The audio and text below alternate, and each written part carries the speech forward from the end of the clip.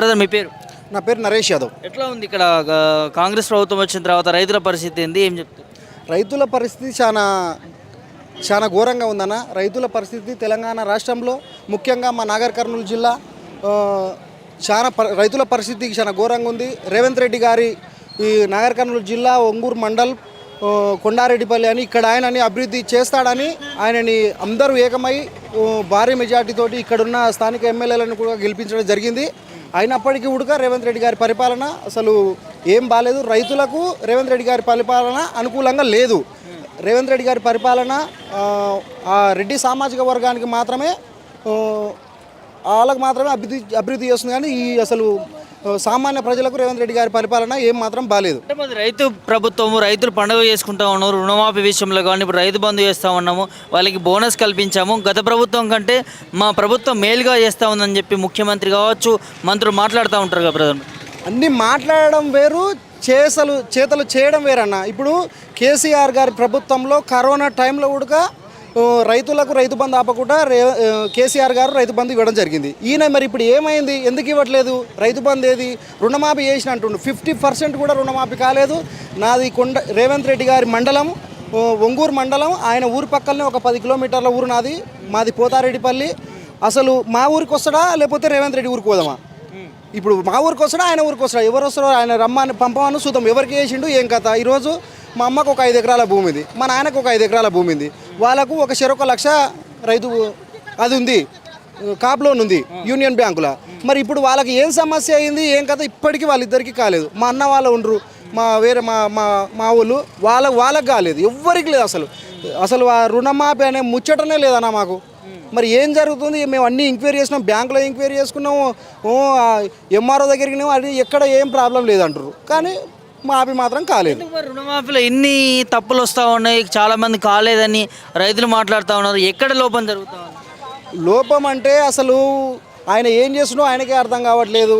ఆయన ఇప్పుడు ఒకసారి మంత్రి ఆయన కాదు రేవంత్ రెడ్డి గారు, ఒక ఎమ్మెల్యే కొనసాగిండు, భూదందాలు చేసుకుంటూ పైకి ఎదిగిండు. స్పాట్లో ఒకటే సర్వే కుర్చీ మీద కూర్చోనే వరకు ఆయనకు ఏం చేయాలో అర్థమవుతలేదు. ఆయనకు పాలన ఎట్లా కొనసాగించాలో అర్థమవుతలేదు. కనీసం ఆయన మీ మీడియా ద్వారా అతనికి రేవంత్ రెడ్డి గారికి అతని వెమ్మటి ఉండే వాళ్ళ సలహాదారులకు కూడా ముఖ్యంగా నేను ఒక విషయం చెప్పదలుచుకున్నా.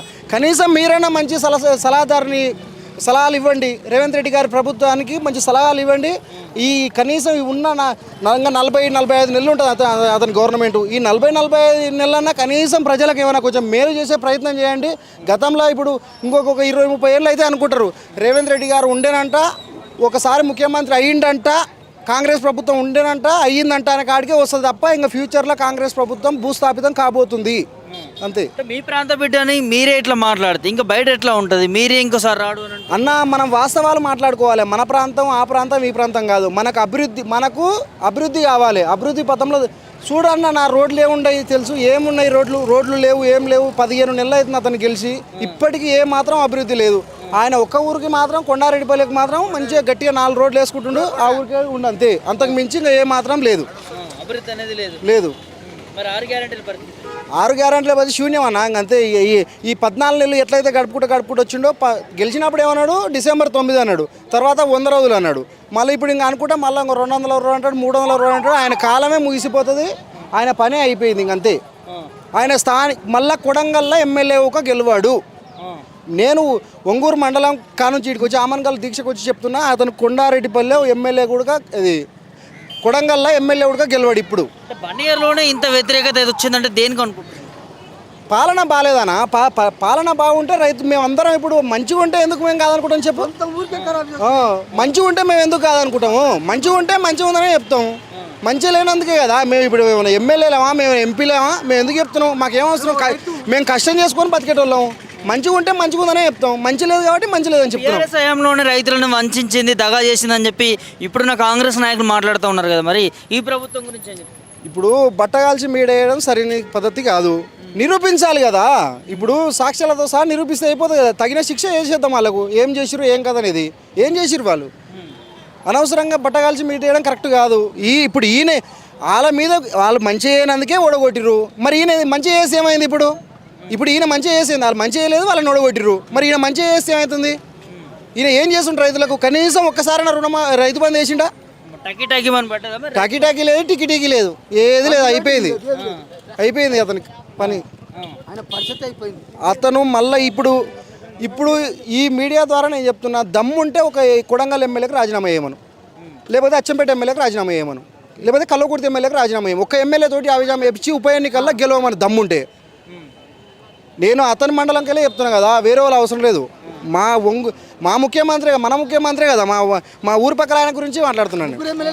ఎవరైనా ఒక్కరిని రాజీనామా చేయమను. చాలా తెలిసి ఉండాలి మీ ఊరు ప్రక్కన అంటున్నావు. అసలు రేవంత్ రెడ్డి ముఖ్యమంత్రి కావడానికి కారణం ఏంటి? అసలు ముఖ్యమంత్రి అయినాక ఇట్లా చేస్తున్నది అన్న, మాకు సంతోషమే. రేవంత్ రెడ్డి గారు ముఖ్యమంత్రి అయినందుకు మాకు అవుతుండు అంటే మాకు సంతోషమే జరిగింది.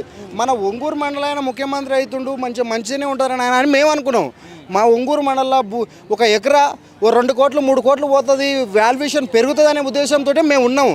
కానీ ఏది లేదు, ఇంకా రియల్ ఎస్టేట్ పడిపోయింది. ఇంకా ఈరోజు ఒక అమ్మాయి పెళ్లి చేయాలంటే 4 ఎకరాలు ఉన్న రైతు 1 ఎకరా అమ్మే అమ్మాయి పెళ్లి చేద్దామనే ఉద్దేశం మీద ఉన్నాడు.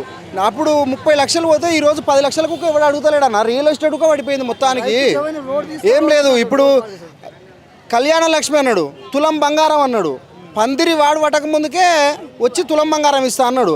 మరి పందిరి వాడు పట్టిన ఆకు తులుపుతున్నాయి, పందిరే తీసేస్తున్నారు. మరి ఈయన ఎప్పుడు ఏనాడిస్తాడు? మరి తులం బంగారం లేదు, కళ్యాణ లక్ష్మి లేదు. ఎవరన్నా దురదృష్టవశాత్తు ఎవరన్నా రైతు చనిపోతే ఆ రైతు బీమా ఉడకలేదు.